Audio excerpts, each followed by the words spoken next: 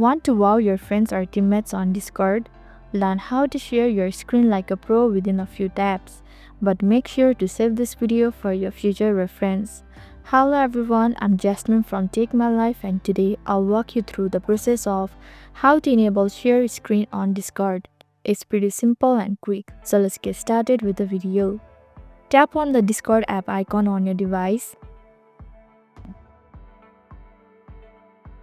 Use your credentials to log in. Navigate to the server or the private chat where you want to share your screen. Open a direct message with the person or the group you want to share your screen with. Tap on the video call icon to initiate a private call. Once connected to a private call, scroll up to locate the share screen icon. Tap on the share your screen option. A confirmation message will appear. Tap Start Now to begin sharing your screen. Now the viewer will be able to see whatever you show them on your screen. So this is how to enable share screen on your Discord mobile.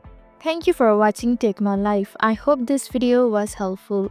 If it was, then hit the like button and comment down if you have any questions or feedback. Also, if you are new to our channel, please subscribe and hit the bell icon so that you don't miss our upcoming videos.